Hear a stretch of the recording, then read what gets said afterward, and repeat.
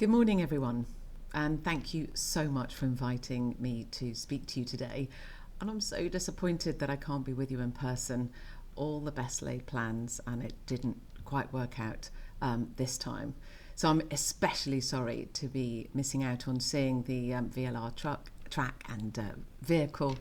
And I have asked my team to get me to Dudley as soon as practical so I can really see it in action, because this is a moment for great celebration of British engineering and innovation, of your determination and vision, and of this region's seemingly unending capacity for manufacturing excellence.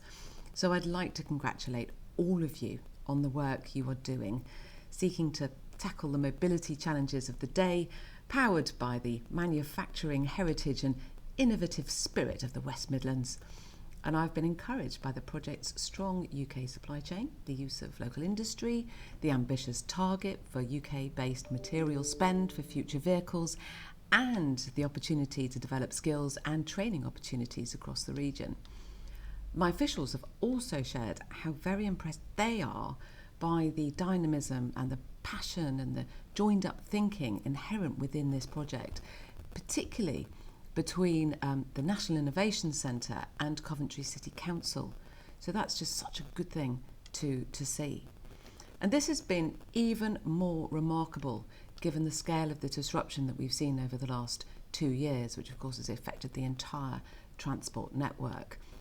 In terms of light rail, the government stepped in and supported the sector to the tune of around £250 million, which helped cities both here in the Midlands but also across the north. And this meant that trams could continue to run and key workers could continue to travel. Now, of course, we know that COVID-19 has changed travel patterns. And we also know that all transport networks, of whichever flavour, have to adapt to the changes that we've seen in travel.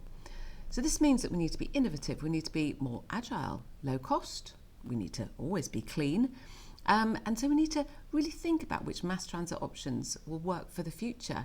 And of course, very light rail is hugely positive, because it really does have the potential to be very, very exciting, which could have far-reaching consequences far beyond just the Midlands. And as we confront these multiple challenges, from cost of living to economic recovery to climate change, very light rail's attractiveness as a mass transit option could very well grow.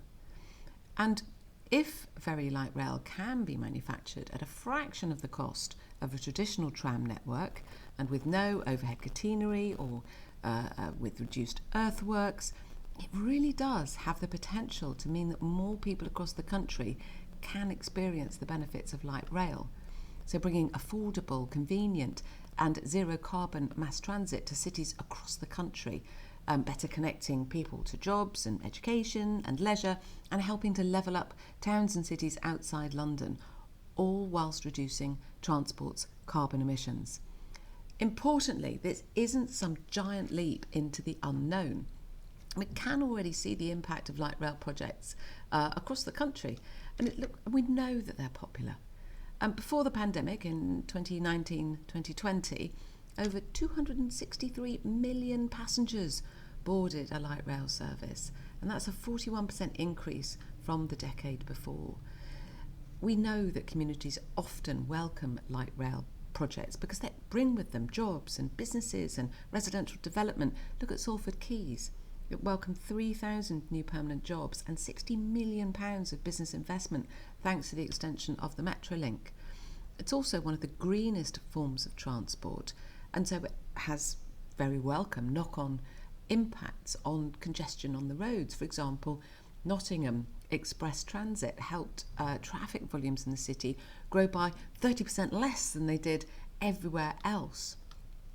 So it should therefore be clear that both light rail and very light rail projects are a key route, not only to levelling up, but also to the greener economy that we need.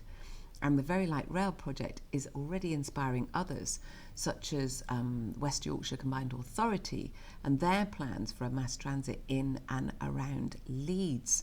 the largest city, I think, in Europe without any mass transit. So we really do need to make progress there.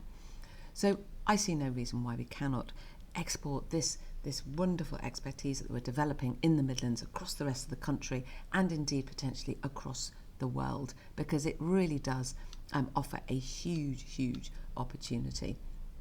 And isn't it fitting that the Midlands, which of course was the cradle of the first industrial revolution, is playing such a key role in the next one. So thank you all so much for inviting me to address you. Once again, I apologise I'm not there in person, but I do hope to be one day soon, and I hope that you have an extremely enjoyable day.